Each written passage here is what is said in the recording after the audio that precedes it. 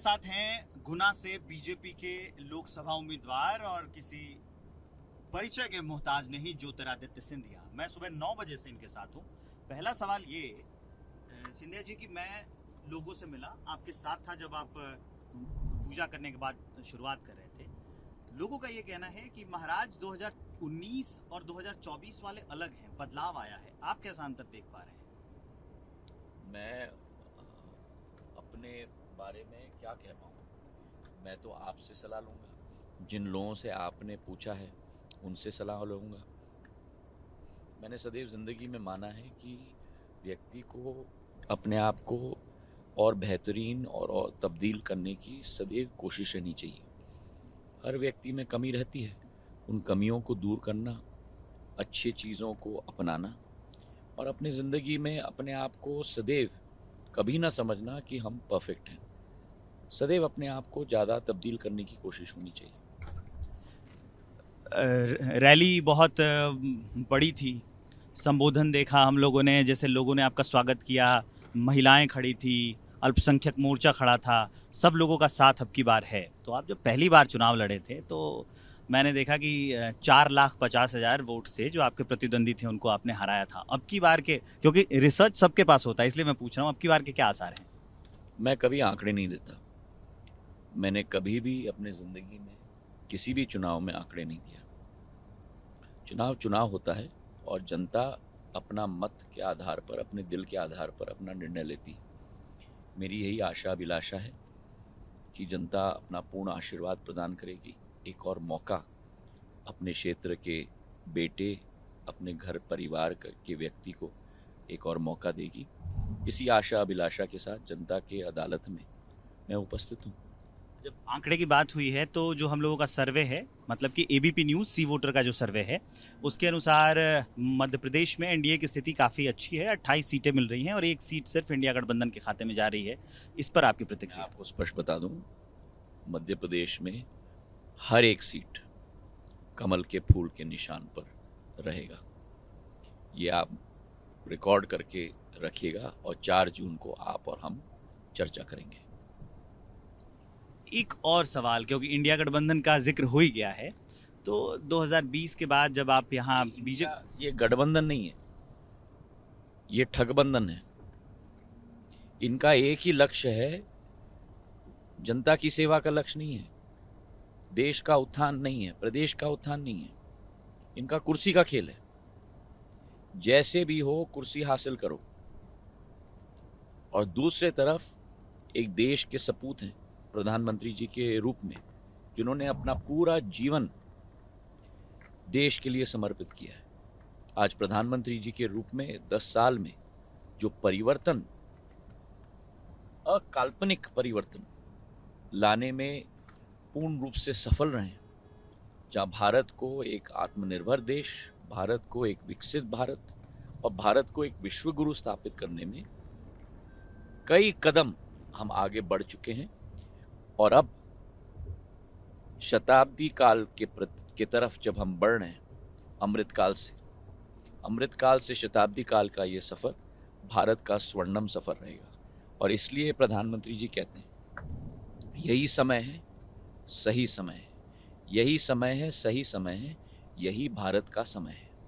समय से याद आया कि एक समय ये था कि जो इंडिया गठबंधन की मुख्य पार्टी है कांग्रेस, आप उसके साथ थे और अभी आप यहाँ आए तो उसके बाद देखने को मिला कि हाँ, ज्योतिरादित्य सिंधिया का कद और बढ़ा, पद भी बढ़ा। तो अभी क्या कांग्रेस को अफसोस होता होगा कि हीरा खो दिया? वो तो आप कांग्रेस से पूछिए ना, आप मुझसे क्यों पूछ रहे हैं? वो तो रोज मुझे कोसते हैं, नई गाली निकलती है।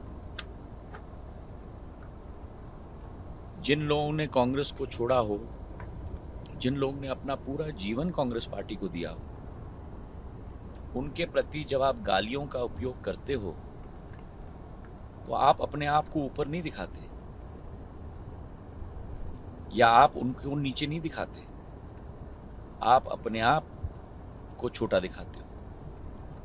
और जिस पार्टी में मानव संसाधन की कोई सम्मान नहीं, कोई पहचान नहीं, कोई मान नहीं, अंत में आप ये याद रखिएगा, आप एबीपी न्यूज़ को रिप्रेजेंट करते हैं। जी। ये एक ब्रांड है, पर ब्रांड के पीछे इंसान है। अगर उस ब्रांड के पीछे इंसान न रहे तो ये ब्रांड भी नहीं रहेगा। और यही सत्य कांग्रेस पार्टी स्वीकार करने के लिए तैयार नहीं है। और इसलिए जो महात्मा गांधी जी ने कहा था 75 वर्ष पूर्व, शायद उस समय ही कांग्रेस पार्टी को उनकी आवाज सुन लेनी चाहिए थी।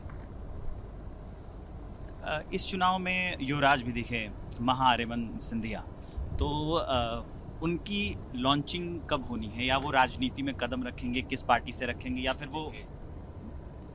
मैं स्पष्ट कह दूं, हमारे परिवार में एक से ज्यादा व्यक्ति एक समय में राजनीति और जनसेवा में नहीं रहता।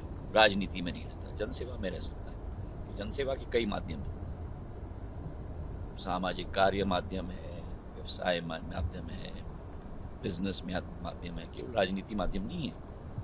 वो जनसेवा के पथ पे चल रहे हैं अपने माध्यम के आधार पर राजनीति में केवल परिवार का एक व्यक्ति एक समय में, ये हम लोगों के परिवार का नियम है। और ये मेरे पूज्य पिताजी के समय से उन्होंने निर्धारित की थी। वो मुझे कहते थे कि जिस दिन तुम आना चाहते हो मैं तो तैयार हूँ, मैं तो रिटायर होकर पेंशन ले लूँगा, मुझे कोई कठिनाई नहीं। और आज मैं भी उसी स्थिति में हूँ, जिस दिन वो आना चाहते हैं मैं तैयार हूँ, मैं रिटायर कर दूँगा। क्योंकि परिवार की बात होगी, भी दो परिवार के लोग एक समय में राजनीति में नहीं। अब बात परिवार की हो गई है, तो जब अब की बार का आया है बीजेपी का मैनिफेस्टो, इसमें चारों दिशाओं में बुलेट ट्रेन चलाने की बात है। ट्रेन का जब भी जिक्र होता है तो जैसे आपने अपने पिताजी का जिक्र किया, शताब्दी का जो कॉन्सेप्ट था वो लेके आए थे। मैंने कई जगह सुना है, आपने बताया भी है कि आप उस वक्त उनके साथ गए थे, सीख के आए थे। तो अभी आप मंत्री हैं, उड्डयन मंत्री हैं, तो आने वाले दिनों में जिम्मेदारियां और किस तरह से निभाएंगे और किस तरह से आपके ऊपर ये बढ़ने वाली है, और क्या आगे का विजन है ये भी बताइएगा इसको लेके। प्रधानमंत्री जी, भारतीय जनता पार्टी निर्णय लेगी, उसी के अनुसार एक आज्ञाकारी कार्यकर्ता के रूप में आप कार्य करोगे। इस परिवार में पद, कुर्सी, उसकी आशा अभिलाषा, ये अंतः और लक्ष्य नहीं है। सेवा, विकास, प्रगति, खुशहाली लाना, ये लक्ष्य है। जो भी निर्णय पार्टी लेगी उसे सिर माथे लगाकर कार्य करना, ये हम लोगों का दायित्व है। एक सवाल और था मेरा आपके मंत्रालय से जुड़ा। मैं सौभाग्यशाली मानता हूँ कि मुझे एक मौका मिला नागर विमानन क्षेत्र में और इस्पात के क्षेत्र में, दोनों क्षेत्रों में प्रधानमंत्री जी का मुझे विश्वास मिला, नड्डा साहब का विश्वास मिला, अमित शाह जी का विश्वास मिला। और मैंने पिछले 3-3.5 सालों में पूर्ण कोशिश की उस विश्वास पर खरे उतरने के लिए, दक्षता के साथ, सत्यता के साथ, सिद्धांत मूल्य के साथ मैंने कोशिश की है दोनों मंत्रालयों में कार्य करने के लिए। कितनी सफलता हुई, कितनी असफलता हुई, ये तय केवल 2 पक्ष कर सकते हैं। एक मेरे प्रधानमंत्री और दूसरा मेरी प्रदेश और देश की जनता। एक सवाल मेरा आपके मंत्रालय से जुड़ा ये था कि आपने काम किया उड्डयन में, और जब त्योहार आते हैं, लोग घरों की ओर जाते हैं, उसी समय किराया बेतहाशा बढ़ने लगता है। इससे लोगों को बड़ी समस्या आती है। इससे कैसे? ये आपको मैं समझा दूं जी। ये देश की बात नहीं है, अंतर्राष्ट्रीय जगत में नागर विमानन क्षेत्र एक सीजनल क्षेत्र है और पूरे विश्व में ये हाल है। लो सीजन आता है और पीक सीजन आता है।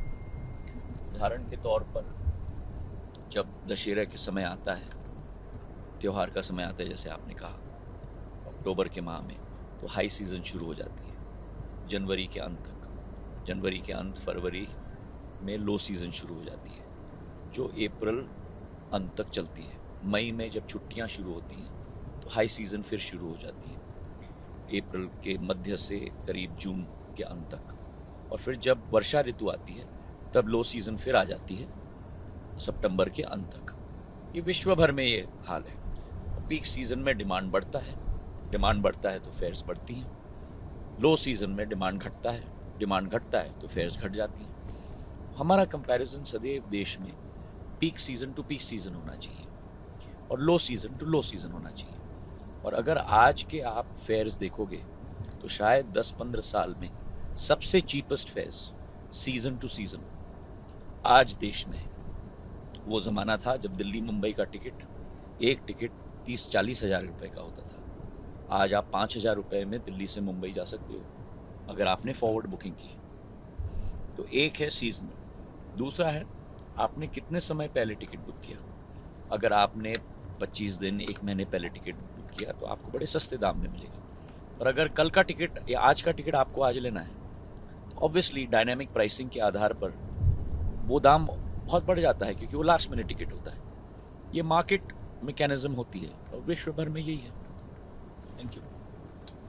तो ये हमारे साथ थे ज्योतिरादित्य सिंधिया, जिन्होंने खुलकर अपनी बात रखी, और मैं हूं विवेक श्रीवास्तव। कैमरे के पीछे होमेंद्र हैं एबीपी न्यूज़ के लिए।